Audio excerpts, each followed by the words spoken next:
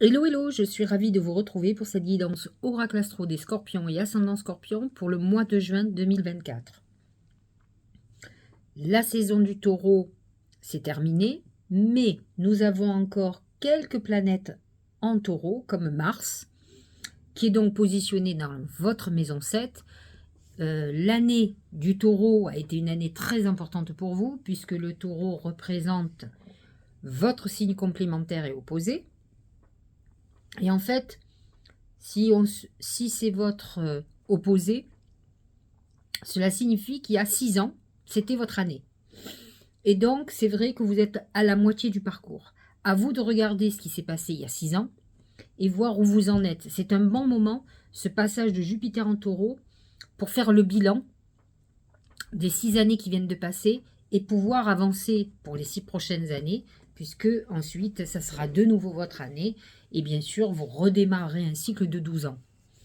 Donc Mars, positionné dans cette maison 7, peut créer des conflits au niveau du couple.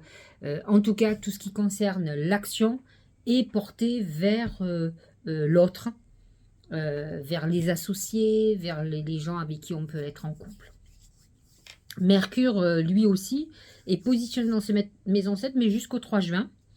Et Uranus, bien sûr, positionné là depuis un bon bout de temps, a amené quelques bouleversements aux Scorpions au niveau du couple. Alors, moi, j'ai pas mal de Scorpions autour de moi qui sont seuls, par choix, j'ai envie de dire.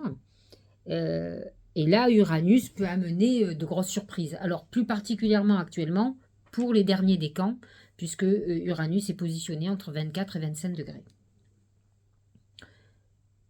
Les planètes en Gémeaux, elles, se positionnent dans votre maison 8. Alors, il faut dire que là, nous sommes en pleine saison du Gémeaux, et Jupiter vient de rentrer dans le signe du Gémeaux pour un an. Et donc, il va amener des héritages, des histoires d'héritage ou de partage. Il va amener des aboutissements peut-être de procédures juridiques. Il va amener aussi des soucis. Alors certains vont... parce que la maison 8, c'est les gains et les pertes financières. L'argent qui arrive d'une autre manière que par le travail, mais c'est aussi les dettes et les pertes financières. Et donc un Jupiter positionné dans cette maison peut vouloir dire que vous pouvez être, par exemple, si vous travaillez à votre compte, en liquidation judiciaire, ou que vous vous trouviez en procédure juridique avec un employé, et que effectivement vous soyez amené à payer de l'argent. Mercure va être dans cette position aussi avec le Soleil, avec Vénus, dans cette maison 8. Alors avec Vénus, il peut amener effectivement des gains financiers ou l'envie de dépenser outre mesure. Donc il faut faire très attention à vos comptes en banque quand même, quand Vénus est positionnée en maison 8, surtout en Gémeaux, où elle a ce côté un peu mégalo, où elle est un peu désorganisée, on va dire. Mais Mercure est aussi positionné dans cette maison. C'est aussi une maison très psychologique, de remise en question, de transformation de soi. Donc, vous n'y échapperez pas, ça c'est sûr. Alors, Mercure et Vénus avancent de consoeurs sur la même ligne jusqu'au 17 juin. Ensuite, ils vont passer dans un signe ami pour vous, c'est le Cancer. Alors, le Soleil va passer d'abord en Cancer le 20 juin, mais donc bien avant, Mercure et Vénus s'installent dans ce signe, donc dans votre maison 9, qui est la maison de tout ce qui est enseignement. C'est la maison de toutes les nouvelles perspectives qui peuvent vous arriver, les opportunités, l'envie d'élargir ses horizons, de partir à l'étranger, de déménager. C'est un mouvement très important qui arrive pour vous. Ça peut être alors au niveau de Vénus une rencontre très importante liée à l'étranger. Pour d'autres, c'est un moment où vous allez quand même un petit peu souffler, même si vous le savez, Jupiter, lui, va rester campé en Gémeaux. Donc, vous savez que c'est une année où il va falloir que vous fassiez très attention à vos finances parce que Jupiter a tendance à amener les excès. L'insouciance du Gémeaux peut vous faire des crédits ou dépenser beaucoup d'argent et que vous vous retrouviez dans des galères. Pluton, lui, est positionné dans votre maison 4 qui correspond au foyer. Pluton amène une transformation profonde, alors plus particulièrement pour les scorpions du tout premier décan, donc 21, 22 octobre, enfin je dis bêtises, même 23, 24 octobre serait plus juste.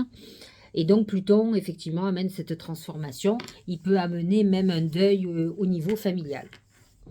Le Poisson est un signe ami.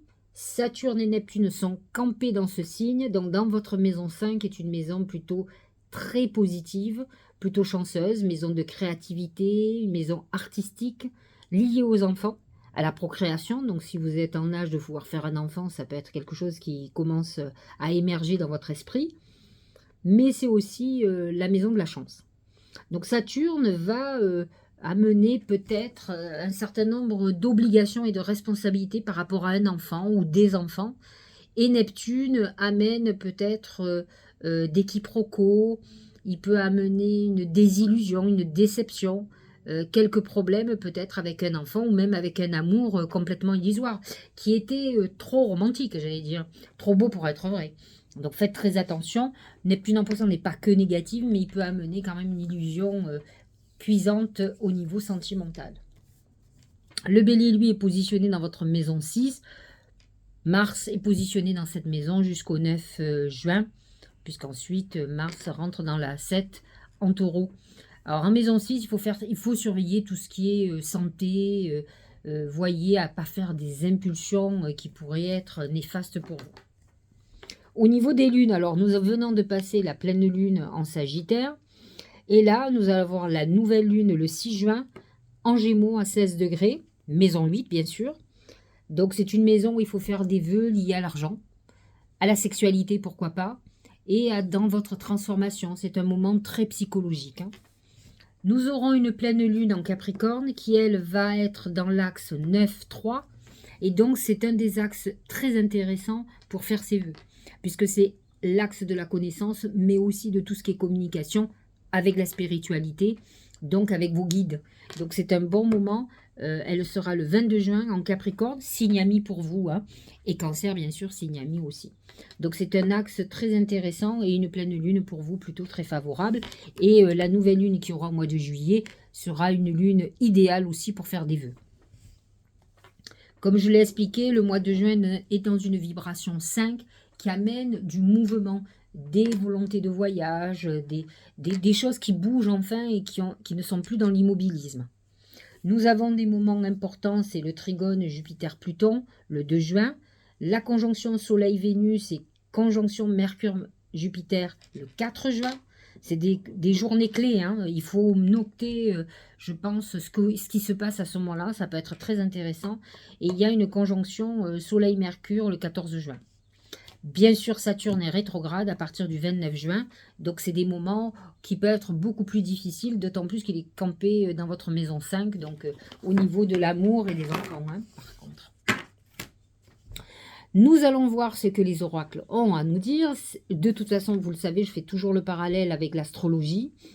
Je vais utiliser mon oracle, l'oracle magique du mar de café. Voyons ce que on nous dit pour les scorpions et ascendant scorpion pour le mois de juin. C'est l'anneau. L'anneau, c'est l'engagement, c'est l'union, c'est je m'associe, je m'engage, mais je peux aussi me désengager. Donc, c'est dans un sens positif ou dans un sens négatif. Tout dépend de ce qui se passe dans votre vie. Mais en tout cas, c'est cette notion de lien, d'engagement qui est marquée sur le mois de juin. J'avoue qu'avec cet amas de planètes en 8, ça amène des transformations profondes, mais Mars en maison 7, c'est quand même un signe d'engagement, association. Jupiter vient de quitter ce signe, mais vous pouvez être dans cette phase-là, puisque Jupiter a quitté le taureau, il va le quitter demain. Enfin, là, au moment où je fais la vidéo, nous sommes le 24, je crois. En tout cas, il quitte le 25, donc peut-être on est le 25. Je ne sais même plus comment j'habite, quel jour je suis. C'est pas grave, vous savez que le 25, Jupiter quitte le taureau. Donc effectivement, Jupiter en taureau dans votre maison 7 représente l'engagement ou le désengagement. Et donc, il peut y avoir un décalage de temps. D'autant plus que Mercure est quand même dans le signe du taureau jusqu'au 3 juin. Donc, Mercure qui représente quand même tout ce qui est contrat, tout ce qui est engagement encore une fois. Mais bon, on va y revenir dessus. Au niveau professionnel ou financier, c'est le feu. Le feu représente la passion, mais aussi le conflit. Donc il faut vous attendre peut-être à un conflit professionnel, que ce soit avec votre employeur, que ce soit avec votre associé, avec des personnes avec qui vous partagez le boulot, hein, donc des collègues de travail. On est dans une phase un peu tendue ce mois-ci. Mars en 7 jusqu'au 30 juin quand même, hein, donc jusqu'à la fin du mois, peut amener ce conflit au niveau des associés, des gens avec qui on a l'habitude de travailler, de collaborer. Ça peut être un peu compliqué. Au niveau sentimental, je vous avoue que vous n'êtes pas très gâtés. Hein. Je n'avais pas vu les oracles, je les ai tirés. C'est le crocodile. Le crocodile amène, c'est l'ennemi, c'est la violence, ça peut être un conflit verbal très important qui fait qu'on se sente trahi, qu'on découvre quelqu'un qui finalement n'est pas n'est pas la personne que l'autre nous dit, donc que ce soit un homme ou une femme. Donc vous êtes dans une phase certainement de révélation au niveau peut-être sentimental et qui peut amener un désaccord, un désengagement certainement, qui fait séparation. Ce Mars en maison 7 peut amener des séparations de couple parce qu'il y a trahison, parce que on est déçu de l'autre, parce qu'on découvre certaines choses. Donc voilà, vous êtes dans cette phase-là. Au niveau santé, ça continue. Hein. C'est le corbeau. C'est des mauvaises nouvelles. C'est si vous attendez des résultats d'examen, si c'est des mauvaises nouvelles. C'est des nouvelles où vous voyez que vous allez être obligé d'entamer peut-être un traitement ou autre. Mars est en bélier dans votre maison 6, maison de la santé, jusqu'au 9 juin. Donc attention, attention. D'ailleurs, si vous piquez des colères, des trucs comme ça, prenez pas la route, il pourrait y avoir des accidents. Il peut y avoir une intervention chirurgicale. En tout cas, certains auront des problèmes sur le système digestif, que ce soit au niveau de l'estomac ou que ce soit au niveau du côlon.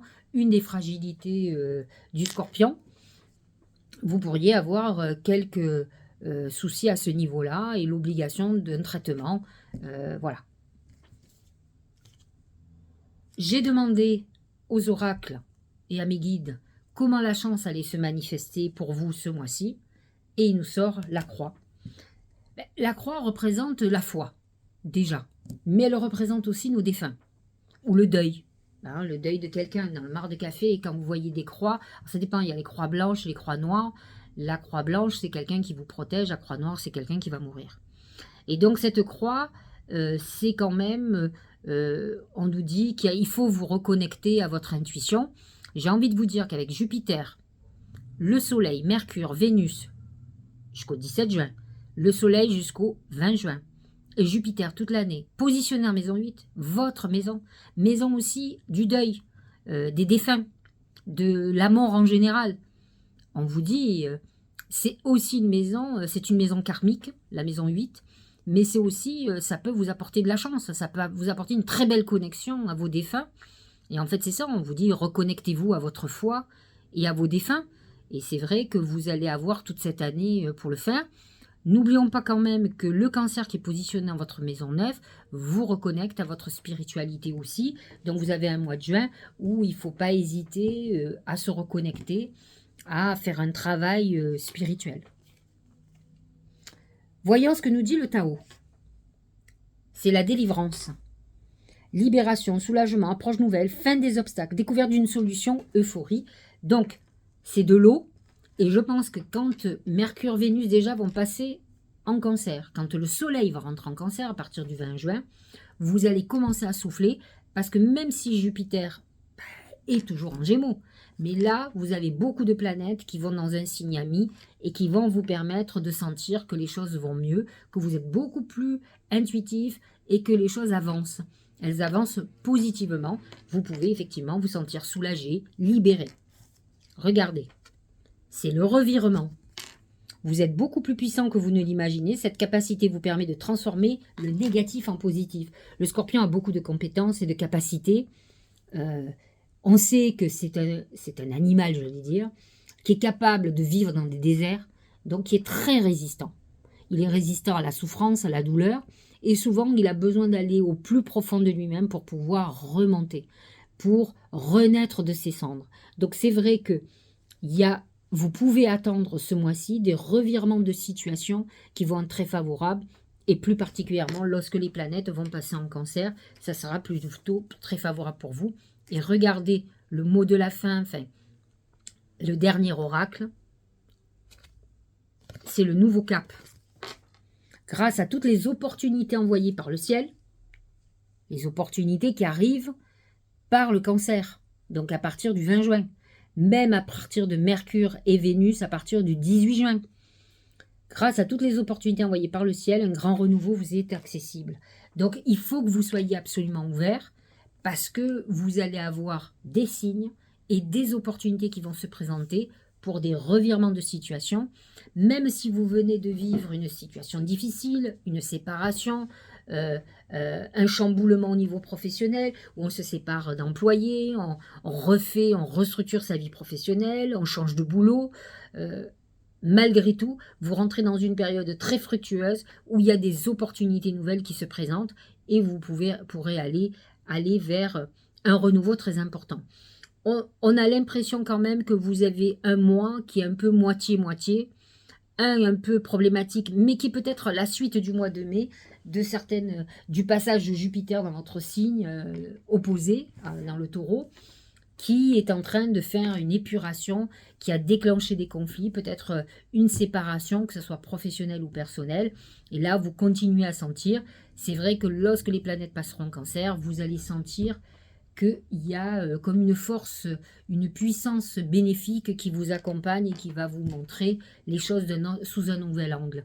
Et peut-être beaucoup plus optimiste, parce que le Scorpion, il peut être très pessimiste. Quand il est pessimiste, il vous découragerait un régime entier. Hein. Donc, effectivement, ça peut être très compliqué. Voilà, j'espère que cette guidance vous aura éclairé. Ne soyez pas inquiets. Ceux qui sont encore dans des galères, vous êtes en train de voir le bout du tunnel. Je ne vous dis pas que l'année du Gémeaux est une année extraordinaire pour vous, mais elle amène toute la transformation, d'autant plus que Jupiter s'installe dans votre maison de prédilection, la maison 8. Donc elle est à la fois sur les finances, comme elle est à la fois sur des transformations. Elle va être très sexe aussi cette année. Mais elle peut être aussi marquée par un deuil, par un héritage. C'est une année un peu particulière. Voilà, j'espère que tout ceci aura un sens pour vous. Je vous embrasse et je vous dis à très bientôt. Passez un très bon mois de juin.